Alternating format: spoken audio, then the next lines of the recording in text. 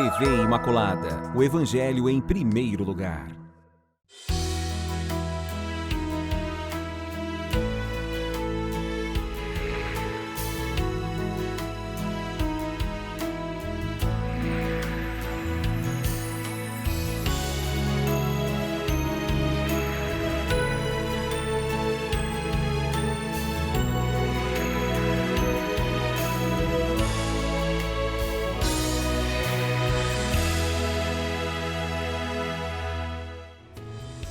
Olá, queridos amigos, nós, mais uma vez, pedindo licença a vocês para adentrarem em sua casa e oferecer mais uma oportunidade de crescimento, aprofundamento, conhecimento deste livro maravilhoso, Páginas da Bíblia.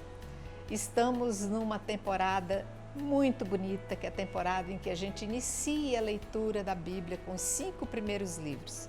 É bom que a gente vai pegando todo o desenvolvimento, formação dos céus e da terra, a vontade de Deus. Estamos agora no 2º livro, que é o livro do Êxodo, que vai tratar de toda a retirada do povo de Deus, da escravidão. Enfim, vale muito a pena parar, conhecer, estudar, para que a gente possa, a partir daí, pegar gosto por tudo isso. Eu conto hoje com a presença aqui de nossos mestres, a quem agradeço muito, Padre Carlos. Olá, gente. Diácono José Carlos, estamos juntos mais uma vez e contando com vocês. Vamos iniciar esse estudo de hoje. Nós estamos já no início do livro do Êxodo. Vamos pedir que você procure aí no seu material. Paramos no programa passado, no capítulo 4, já quase finalizando. Vamos hoje pegar o final dele, ali no versículo 18, para que a gente possa fazer um reinício e continuar até o final desse capítulo 4. Daqui a pouco a gente já adentra também no 5, já vai se preparando para isso. Eu vou pedir, antes de eu fazer a leitura do versículo 18 até o versículo 23, que o diácono José Carlos pode fazer para nós um preâmbulo, um apanhado, para que eu possa situar todos aqui na leitura do capítulo de hoje. Sim, hoje nós estamos em mais um ato dessa grande ópera, que é o livro do Êxodo, né, cujo autor é o próprio Deus e que tem a mediação de Moisés e de Arão. Então, no capítulo anterior, nós vimos o chamado de Deus, as 4 objeções de Moisés, mas finalmente Deus conseguiu convencer Moisés. Ou e aí, vai ou vai. Ou vai ou racha, né? E depois de Moisés convencido, então nós temos agora assim o preâmbulo da grande ação divina para a libertação do seu povo, dos seus filhos, como Deus assim o chama. Deus chama de meus filhos e povo. Então, esse ato ele contém aí, podemos dizer, 7 pontos, né? E até o padre vai aprofundar para nós em seguida. Então, ele vai lá despedir do seu sogro, ele fala que tem o chamado do sangue, né? Chamar os irmãos, para saber se os irmãos ainda estão vivos.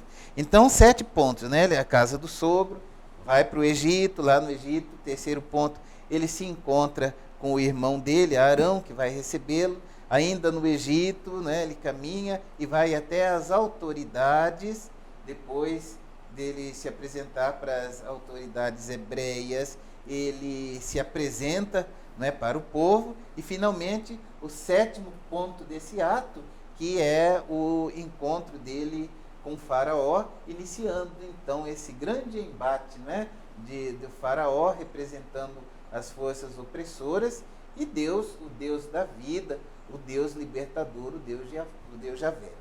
Muito bem, então vocês pegando aí no seu material, vamos fazer essa leitura para entender já esse retomada de estudo do versículo 18 até o 23, como eu havia dito, dizendo: saindo, Moisés voltou para Jetro, seu sogro, e lhe disse: deixa-me ir e voltar a meus irmãos que estão no Egito para ver se ainda vivem. Respondeu Jetro: vai em paz. E Yahvé disse a Moisés em Madiã: vai, volta para o Egito, porque estão mortos todos os que atentavam contra a tua vida. Tomou, pois, Moisés a sua mulher e seus filhos, fê-los montar num jumento e voltou para a terra do Egito. Moisés levou em sua mão a vara de Deus. E Yahvé disse a Moisés: quando voltares ao Egito, saibas que todos os prodígios que coloquei em sua mão, há de realizá-los na presença de Faraó.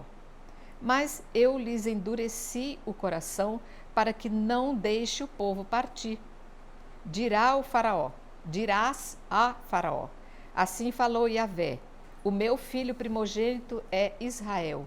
E eu te disse, deixe partir o meu filho para que me sirva. Mas, uma vez que recusas deixá-lo partir, eis que farei perecer o teu filho primogênito. Aqui, Padre Carlos, eu vejo assim, o Senhor mostra todo o seu poder diante dessa determinação, desse envio a Moisés para libertar esse povo, e diz que ele vai endurecer o coração de Faraó. Ele já prepara Moisés para essa contenda, né? É interessante, né? Porque a gente fica se perguntando, né? Precisaria endurecer o coração Porque do faraó, não deveria né? ser o contrário, amolecer? Pois é, né?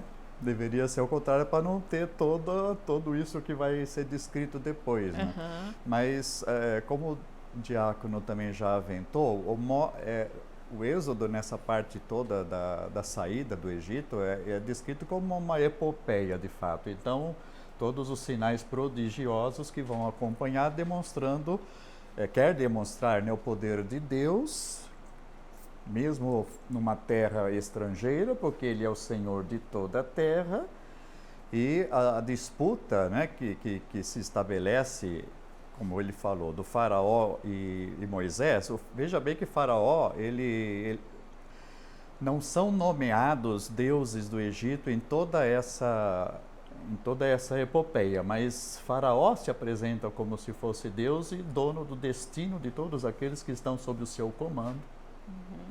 Faraó, ele seria, junto com os seus magos, né, que vão aparecer depois, um lado da disputa, uma disputa que é descrita como divina, e depois nós temos então, claro, Javé e Moisés como seu emissário, juntamente com Arão, que vai aparecer aí, que é o outro lado da disputa. Então aqui nós temos, né, nessa epopeia, o que está querendo dizer quando Deus endurece o coração do faraó.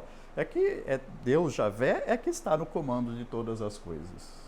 Né? Então a descrição basicamente é essa, né?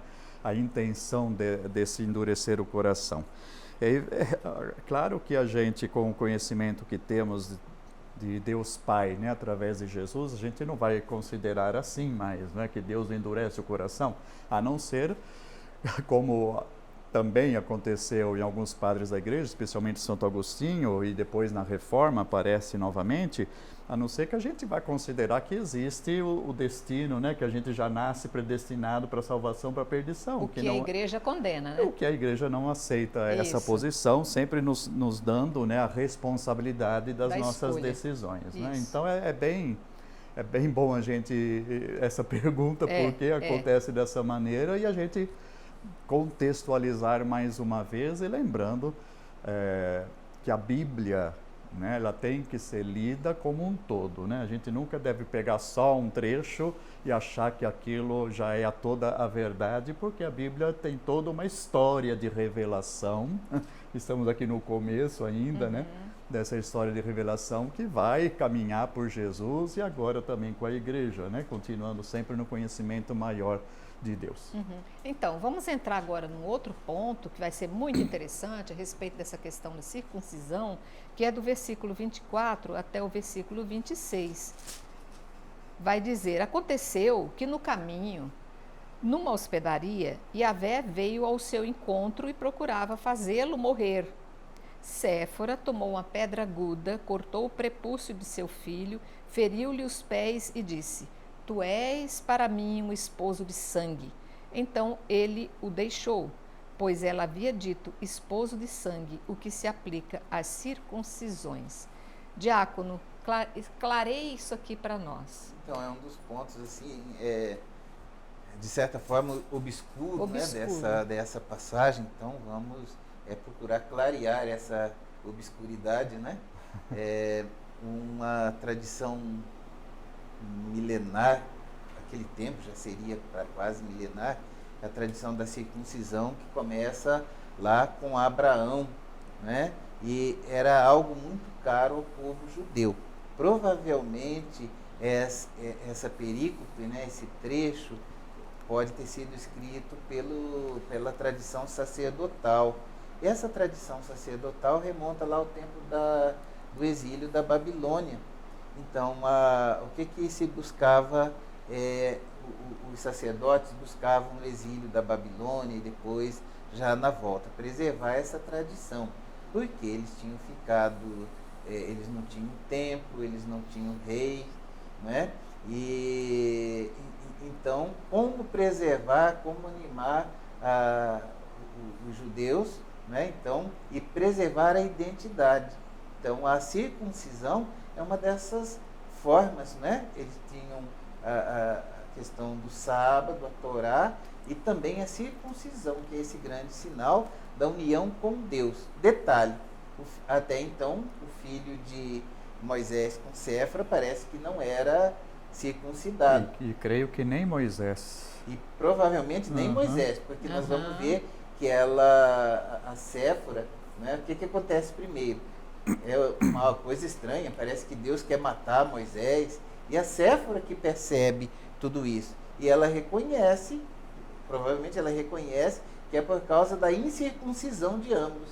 E então ela toma uma pedra afiada, ela circuncida, corta o prepúcio do filho, e esse mesmo sangue ela passa também nas partes íntimas de Moisés, não é? Purificando, né?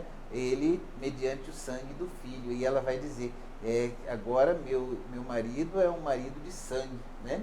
E aí aparece até essa relação entre a circuncisão, o matrimônio, e sobretudo nos parece que o autor ele quer exaltar, né, destacar a importância da circuncisão, porque Moisés vai para essa missão importantíssima e ele não poderia ir sem ter esse sinal de pertença, né, de pertença a Deus. Deus já havia dito, meus filhos, meu povo. Mas como que ele vai ser filho e povo se ele é um incircunciso? Né? A mesma coisa, assim, de uma analogia, né? Uma analogia no cristianismo. Nós só recebemos as missões, podemos dizer assim, com o batismo. Exatamente. Né? Todos os outros sacramentos, eles vêm depois do batismo. Ninguém é crismado, recebe primeira comunhão, ninguém é ordenado, né, sem ser batizado. Exatamente. Né? Então, assim, nos parece, é um trecho obscuro, mas o sentido, né, por trás das palavras é esse, a tradição da circuncisão. Pois é, mas aqui tem é aqui, só... Ana, Sim, tem aqui depois também, eu quero fazer uma pergunta certo, também. Tem aqui também a questão do primogênito. Tem a questão toda da circuncisão, mas está em destaque os primogênitos, porque Deus ele vai através de Moisés dizer ao faraó, deixa o meu primogênito ir até o deserto, né? Depois a última praga será a morte dos primogênitos, e nós vamos ver lá adiante, então, no momento da Páscoa, né, que é pego o sangue do cordeiro passado nos batentes, e aqui esse sangue seria uma representação desse sangue do cordeiro que salva do anjo exterminador, que passa, né, matando os primogênitos. Então nós temos aqui já um sinal, né, vamos dizer assim, do que vai ser o ponto principal dessa disputa entre os dois, que é exatamente que Moisés, que aqui também fala do bastão, né, com os prodígios que ele vai realizar diante do faraó, Moisés é como o pastor, né, que vai conduzir esse rebanho de Deus, esses filhos de Deus por meio do deserto. E para que isso possa acontecer, a gente lembra no programa passado, nós dissemos que Moisés ele faz o seu êxodo, né, ele sai do Egito, vai até Horebe, né, até Jetro, agora ele tem que voltar novamente para depois vir com o povo, ele não sai mais sozinho. Então a gente tem aí uma porção de imagens, né, de símbolos que, por assim dizer, como eu disse, de certa maneira foca qual é o motivo da disputa e o que está em jogo em tudo isso que vai seguir. Aqui na minha Bíblia de Jerusalém, não sei como é que está escrito aí na Bíblia de vocês, mas eu acho que vai ser uma correlação com isso que o diácono falou, que diz que a Séfora tomou então essa pedra aguda, cortou o prepúcio do seu filho, feriu-lhe os pés. Já o diácono explicou como sendo as partes íntimas. Eles fazem muito essa analogia, né? Às vezes eles não querem se referir exatamente à questão do sentimento do homem, que muitas vezes era pego exatamente pelos órgãos genitais, né? E aqui ele fala em pés. Mas varia, conforme a tradição, usa-se esse eufemismo para não ter que se citar. relacionar com o falo, não é? Isso. Então, realmente é o prepúcio, né? E não os pés. Muito bem. Então, seguindo aqui, no versículo 27, já para a gente fechar esse capítulo 4, vai dizer: Disse Yahvé a Arão: Vai ao encontro de Moisés na direção do deserto. Ele partiu e, encontrando-o na montanha de Deus, o beijou. Moisés informou a Arão todas as palavras de Yahvé que o enviara e todos os sinais que lhe havia ordenado realizar. Então Moisés e Arão foram reunir todos os anciãos dos israelitas. Arão repetiu todas as palavras que Yahvé tinha dito a Moisés. Ele realizou os sinais à vista do povo. O povo creu e ouviu que Yahvé tinha visitado os israelitas e visto sua miséria. Ajoelharam-se e se prostraram. Vocês querem falar alguma coisa a respeito dessa finalização do capítulo 4?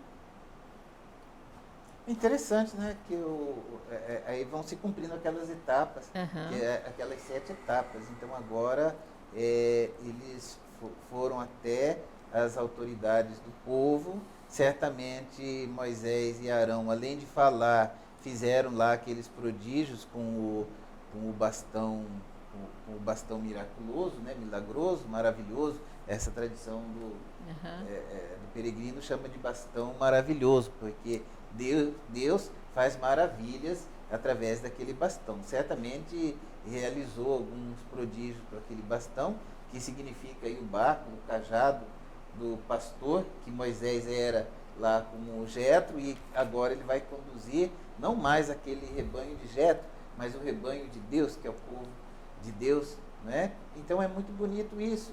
E mediante esses sinais de Deus, o bastão serve para mostrar que Moisés é um enviado de Deus, que ele está agindo ali em nome de Deus, em nome de Yahvé, né? E que Arão é seu porta-voz. Também ele tinha certa dificuldade. E então o povo, vendo os sinais, é muito bonito isso, eles se prostram e adoram ao Deus Yahvé.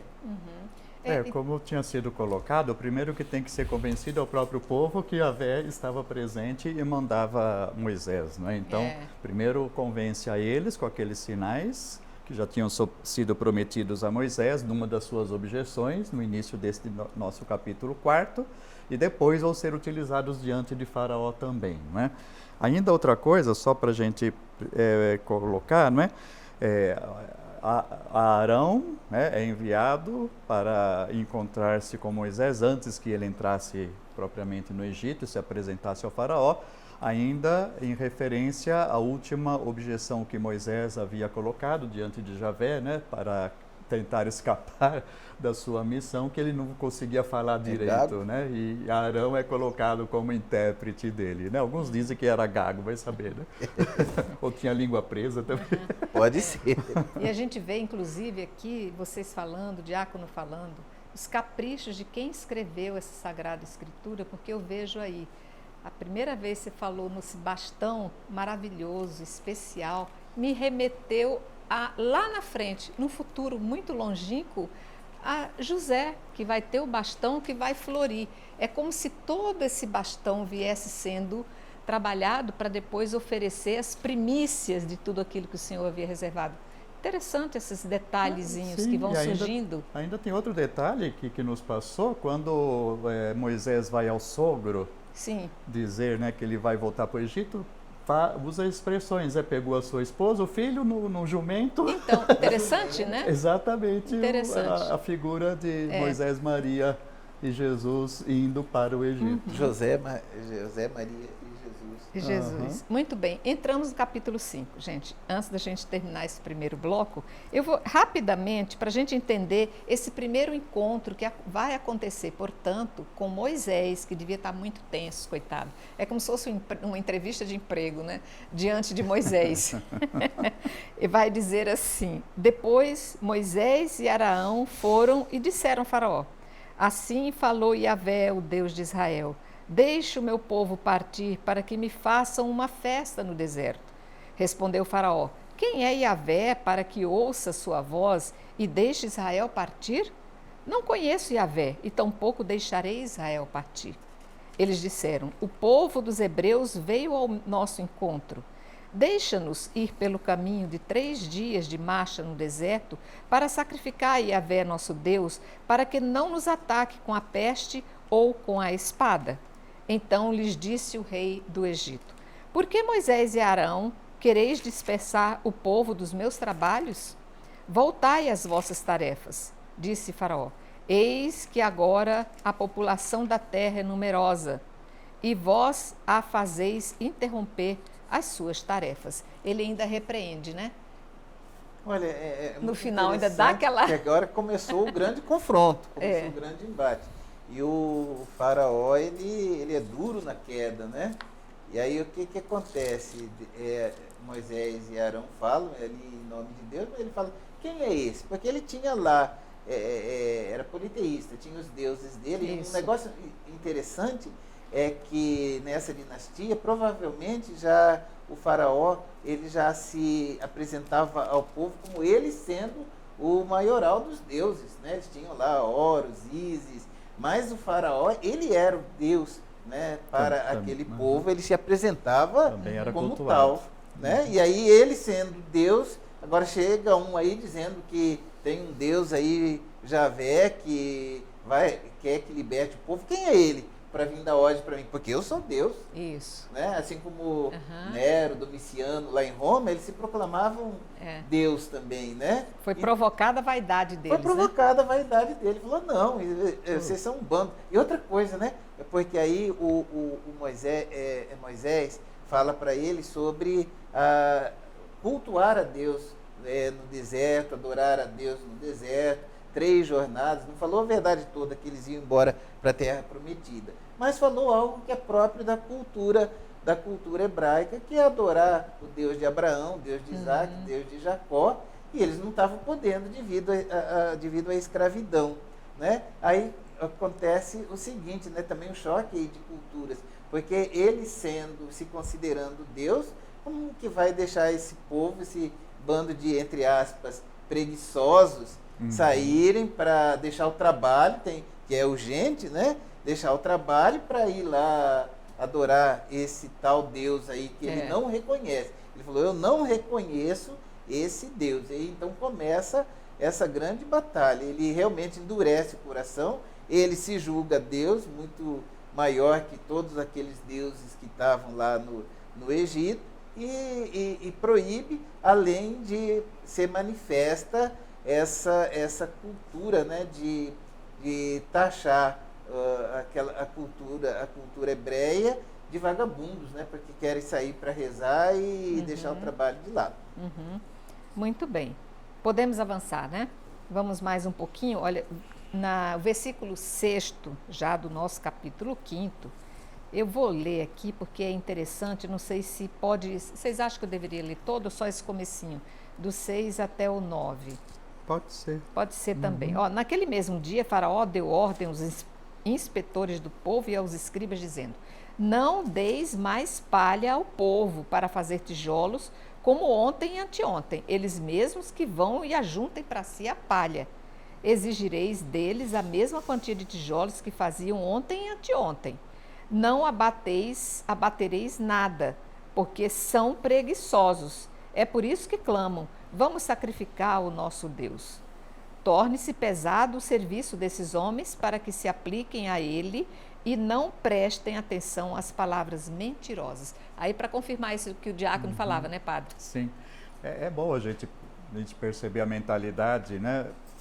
Que eu acho que às vezes passa na cabeça nossa também, quando nós temos algum funcionário, né? Normalmente a gente taxa de preguiçoso.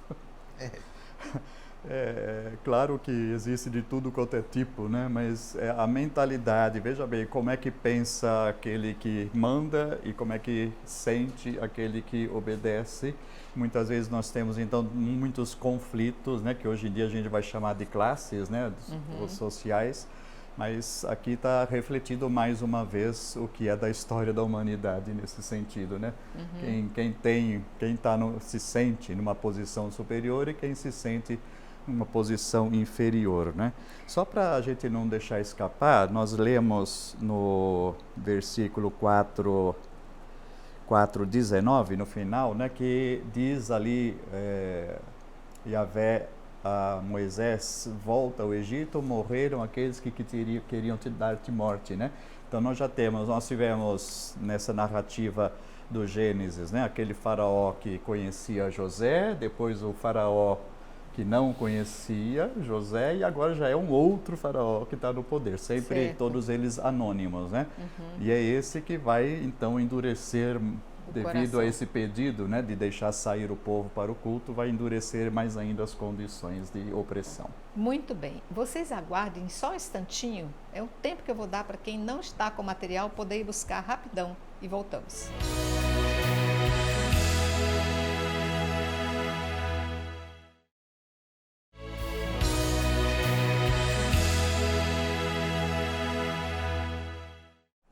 Ok, voltamos. Gente, vamos terminar agora esse capítulo 5º, porque vem o capítulo 6º que a gente quer também entender e aprofundar. Mas o capítulo 5 tem umas coisas interessantes que nós não podemos deixar passar, mas eu vou fazer uma leitura um pouquinho extensa para quem está sem material, que vai do versículo 10 até o versículo 21. Vai dizer: os inspetores do povo e os seus escribas saíram e falaram ao povo. Assim disse Faraó: eu não vos darei mais palha. Ide vós mesmos e procurai palha onde a puderdes achar, porque não se diminuirá nada do vosso trabalho. Então o povo se espalhou por toda a terra do Egito para ajuntar restolho, a fim de transformá-lo em palha. Os inspetores os oprimiam, dizendo: acabai o vosso trabalho, a tarefa de um dia, como quando havia palha. E foram açoitados os escribas dos israelitas, que os inspetores de Faraó haviam posto sobre eles. E lhes diziam: porque ontem e hoje não acabastes de fazer os tijolos conforme vosso rendimento de ontem e de anteontem? Os escribas dos israelitas foram então reclamar com Faraó, dizendo: por que tratar assim os teus servos? Não dão mais palha a teus servos e nos dizem: fazei tijolos. Eis que os teus servos são açoitados, teu povo está sendo prejudicado. Ele, porém, respondeu: vós sois muito preguiçosos, e é por isso que dizeis: vamos sacrificar a Yahvé, e depois agora e trabalhai. Palha, porém, não vos será dada, contudo, fareis a mesma quantidade de tijolos. Então os escribas dos israelitas viram-se em má situação, porquanto se lhes dizia: não diminuireis em nada a produção de tijolos de cada dia. Quando saíram da presença de Faraó, encontraram Moisés e Arão, que estavam à espera deles e disseram: que Yahvé vos observe e julgue, pois nos tornastes odiosos aos olhos de Faraó e aos olhos dos seus servos, pondo-lhes a espada na mão para nos matar. Então Moisés, voltando-se para Yahvé, disse: Senhor, por que maltratas este povo? Por que me enviastes? Pois desde que me apresentei a Faraó para lhes falar em teu nome, eles têm maltratado este povo e nada fizestes para libertar o teu povo. Meu Deus, a gente vê aqui uma agonia terrível, porque os coitados, além de serem escravos e serem muito judiados, como era com as sobrecargas de trabalho e longo tempo de jornada, agora eles tinham que ir atrás dessa bendita palha, onde existisse, para que produzisse a mesma quantidade de tijolos. Impossível, quer dizer, a situação deles ficou pior. Era para jogar agora Moisés contra o próprio povo que ele havia buscado para ser libertado, né, Diácono? Exatamente, a tática, a estratégia da tirania funciona assim. Então, eles colocam pessoas do próprio sangue, do próprio povo, para ser o capataz, o inspetor nós vimos isso nos campos de concentração. Ali tinha os capos, que eram judeus, né, maltratando judeus e fazendo essa ponte com o opressor, né? E aí os capos ficavam mal vistos, causava divisão interna e humilhava o povo, né? Uma forma de humilhar o povo. Então, essa estratégia que aconteceu nos campos de concentração já era usada milhares de anos antes, né? pelas tiranias que existiam antes. E o faraó fez exatamente isso com o povo, né? Ele já havia sido desafiado por Yahvé, então o que ele fez? Vamos dificultar a cota, né? Hoje em dia nós temos cota de venda nas empresas, metas, né? Eles tinham uma meta a cumprir, que era um X número de tijolos para produzir. Mas os egípcios, eles davam a palha. Provavelmente, eu não entendo muito disso, mas a palha devia ser para moldar, né? Para dar resistência. Para dar firmeza, né? É o adobe, né? Seria o chamado antigamente. Igual adobe, né? Que Isso. tem no Nordeste, lá em Minas, onde eu nasci. Exatamente, né? Moldar e dar consistência ao tijolo. Os egípcios, eles já davam a palha. Só que, agora que não tira a palha, vocês mesmos vão ter que procurar essa palha para misturar, mas só que a meta continua do mesmo tamanho. E se não cumprir a meta, você vai apanhar. Bater a cota. Aí se não bater a cota, qual que era a punição? Açoite, onde de fato foram açoitados. Então ficou uma situação desesperadora. E Moisés, que tinha ido lá falar com o faraó, junto com Arão, a bomba estoura depois na mão dele, porque o povo vai lá, as autoridades, né, e mesmo os capatazes, os inspetores vão lá falar com ele. A coisa piorou, está muito difícil para nós, não dá para continuar assim não. E aí se manifesta então Moisés reconhece a fraqueza dele para resolver, né, esse problema, né?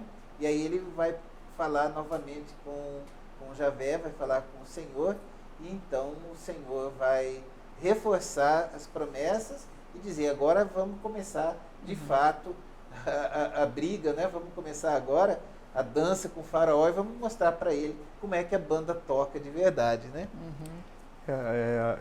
Eu não lembro o nome, se vocês me ajudarem. Fato mais ou menos semelhante ocorre quando morre Salomão e o filho vai assumir. Exato, quando morre Salomão morre e assume Roboão. Roboão, que é o seu filho, né? Os líderes das tribos vão conversar com o Roboão, né?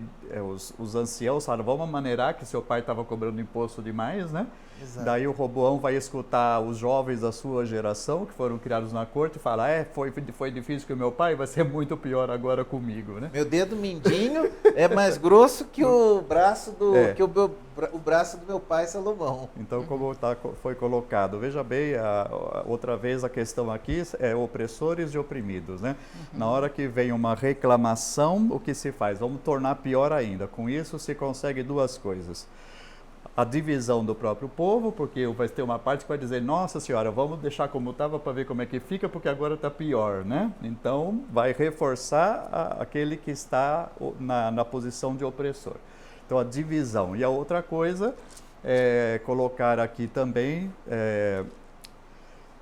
desistência, afinal das contas, né? Também essa divisão ocorre entre os capatazes e o povo e os inspetores do faraó. Depois os capatazes vão reclamar com Moisés e Moisés vai reclamar com Deus. Por que está fazendo isso que a coisa está ficando pior, né? Então, divisão e o reforço da submissão àquela situação que está. Então, nós temos aí o clássico, né? Como já foi colocado pelo nosso diácono aqui, que são estratégias que se repetem ao longo da história. Tá, antes de eu entrar no capítulo 6 propriamente, rapidamente, ficou uma coisinha para trás que eu preciso pedir que me expliquem para a gente clarear junto com o nosso pessoal que está estudando. Aqui na cabeça do capítulo, do versículo 6º, instruções aos chefes de corvéis. Eu quero pedir que me explique, pode ser diácono ou padre Carlos, essa palavrinha corvéis, o que realmente ela vai significar dentro desse esquema que nós estamos estudando. É o que É um ritmo de trabalho? É um desempenho? É uma função? A palavra corveia, né, designa aí um tipo de trabalho escravo, um tipo de trabalho forçado que havia ali naquele tempo e que aconteceu também durante a monarquia. O padre, ele citou ali o caso de Roboão. Por quê? Já no tempo de Salomão, Salomão é considerado um rei muito sábio, é o patrono aí da sabedoria, mas ele tinha lá seus grandes pecados, né? Então, um dos pecados que Salomão, né, fazia com o povo dele, esse sistema de corveia. A mesma coisa que Faraó fez antes com o povo de Deus, o Salomão vai fazer também. Então, isso consiste em chamar uma determinada tribo, uma determinada família, um grupo de pessoas para trabalhar durante um determinado tempo, trabalho forçado. As terras do Estado, nas terras do Estado.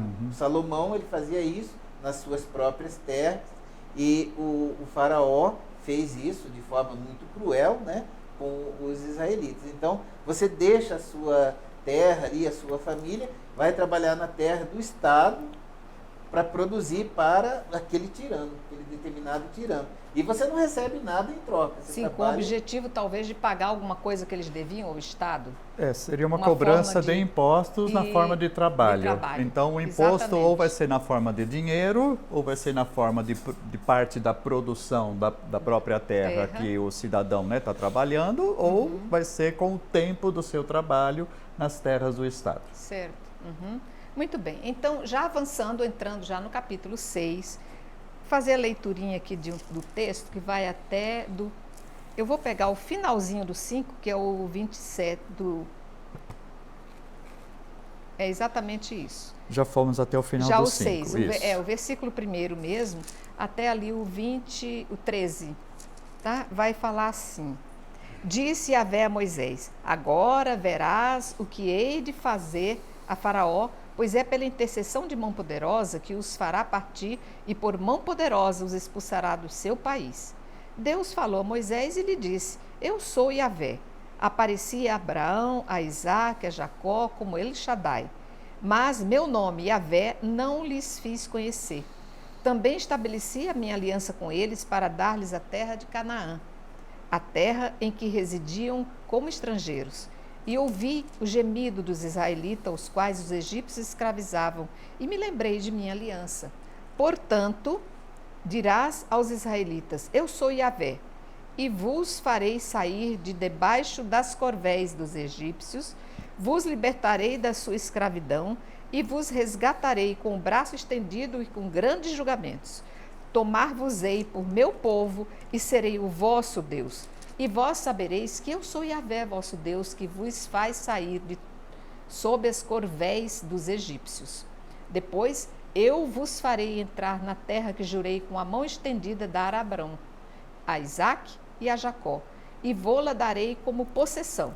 Eu sou Yahvé. Moisés falou assim aos israelitas, mas eles não ouviram Moisés por causa da ânsia do espírito e da dura escravidão. Yahvé falou a Moisés dizendo: Vai dizer a Faraó, rei do Egito, que deixe sair do seu país os israelitas.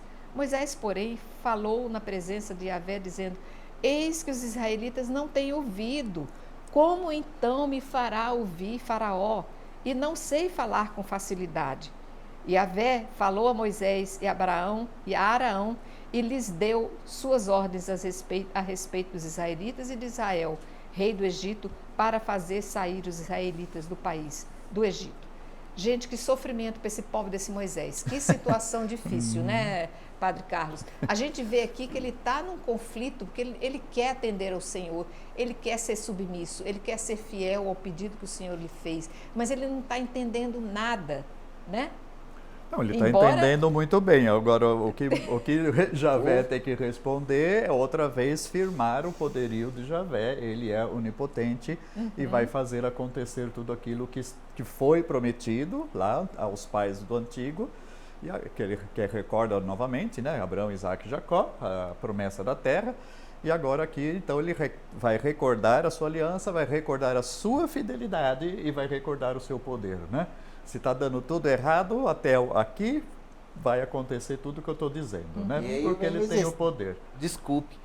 Tranquilo. O exercício da fé de Moisés, porque o povo ele estava muito focado no problema, estava focado na escravidão. O povo está sofrendo. Então Moisés fala, a palavra de Moisés entrava num ouvido e saía no outro, porque eles não estavam focados em Deus. O povo estava focado ali no sofrimento, na dureza do trabalho, na dureza da escravidão, né, da corvéia, como diz a tradução da Bíblia Jerusalém. Então, às vezes acontece conosco. Nós ficamos muito focados no problema, né, na realidade, e nós esquecemos de Deus. A nossa fé está fraca.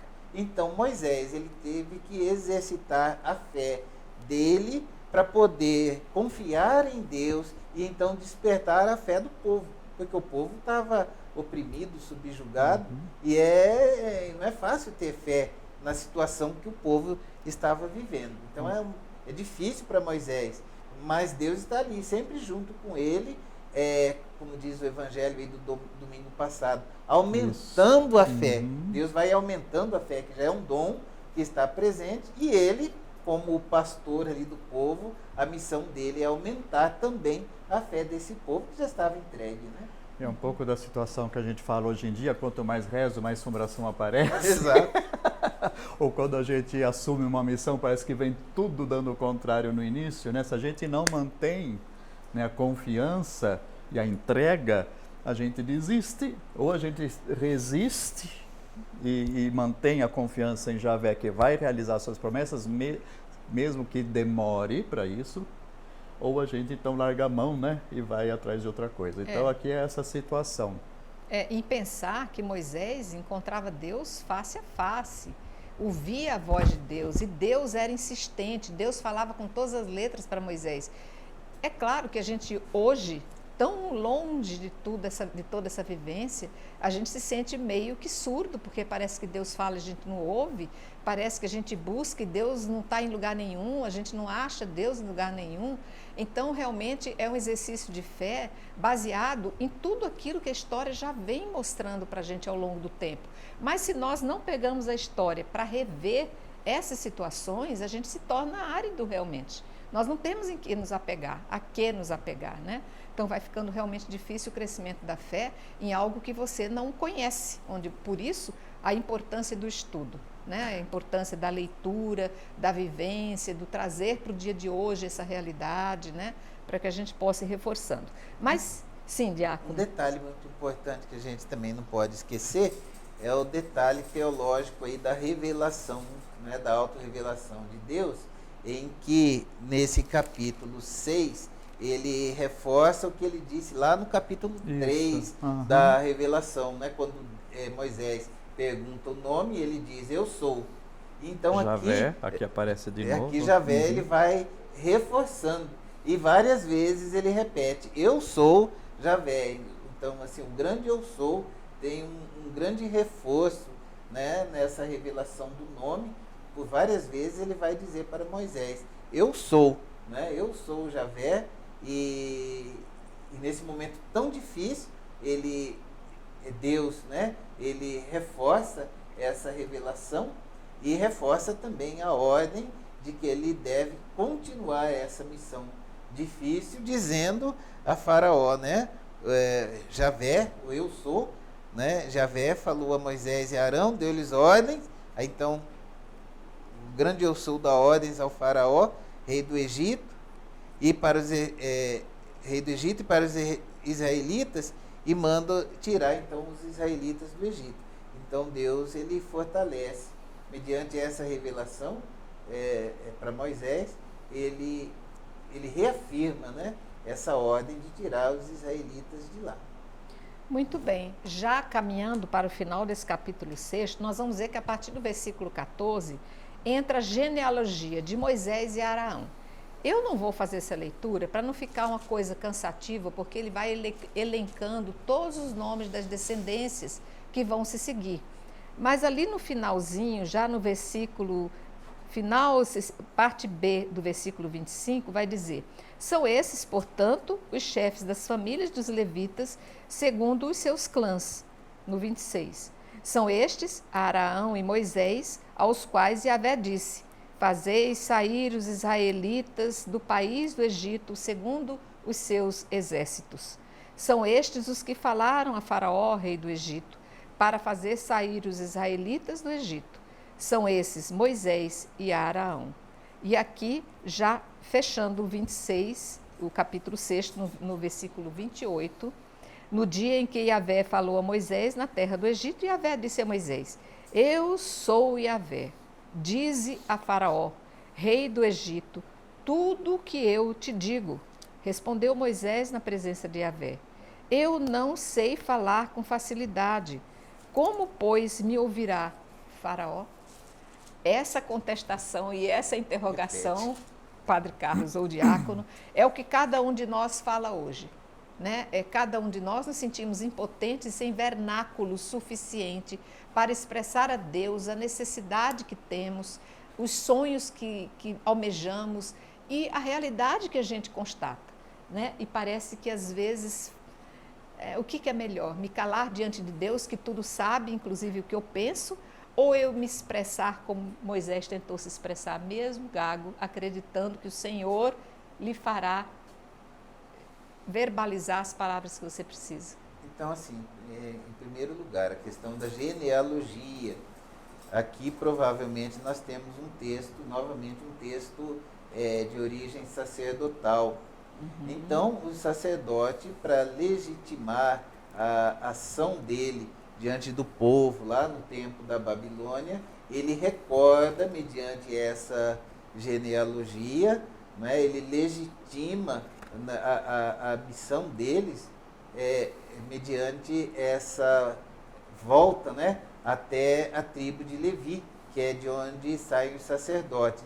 E o chamado e o mandato que Deus dá para Moisés e Arão, que são da tribo de Levi, esse mandato do sacerdócio.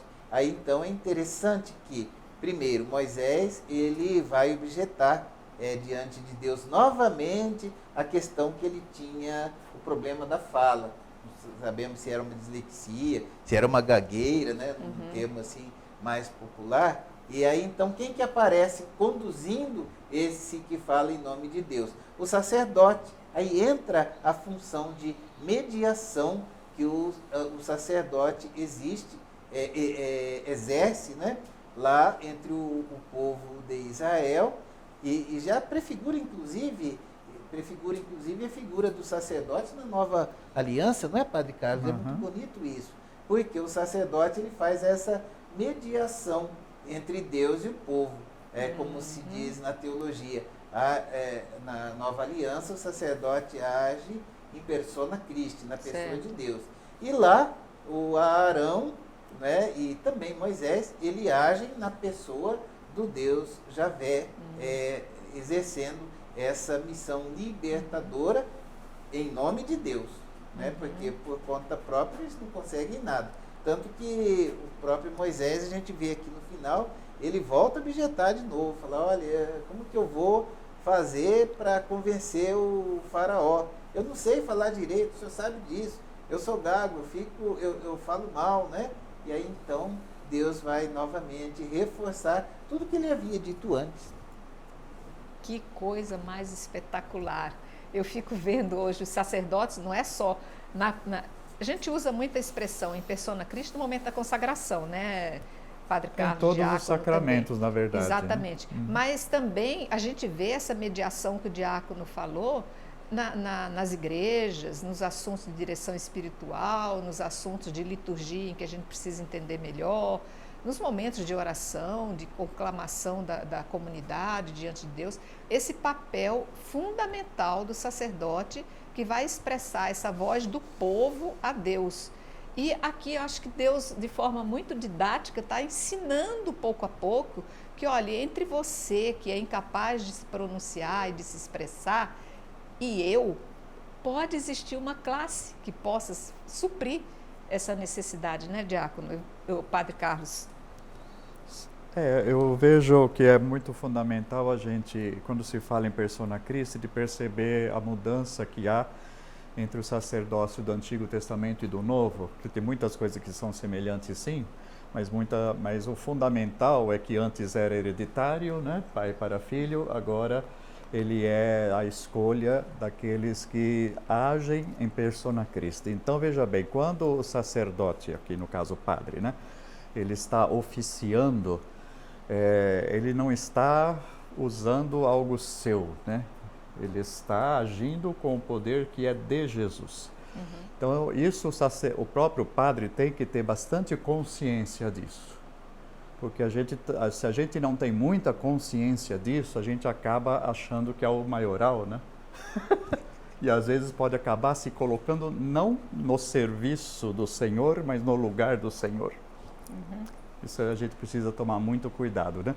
Na hora que eu estou fazendo uma pregação, na hora que eu estou principalmente na liturgia e nos sacramentos, eu não posso passar a minha ideia. Eu tenho que conhecer bem o que é Jesus Cristo, em nome do qual estou agindo.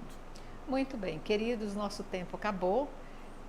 Para mim ficou uma sensação maravilhosa de ter conseguido sentir Moisés e sua dificuldade e me sentir hoje também com a minha dificuldade, de pessoa que integra uma comunidade, uma sociedade que tem também seus anseios. Eu espero que você também tenha se colocado nisso, que tenha aprendido mais um pouquinho a respeito das maravilhosas páginas da Bíblia e transportado isso também para o seu coração. Agradeço a presença de nossos mestres, mais ainda a sua presença. Portanto, nos encontramos no nosso próximo programa e salve Maria Imaculada. Salve Maria Imaculada.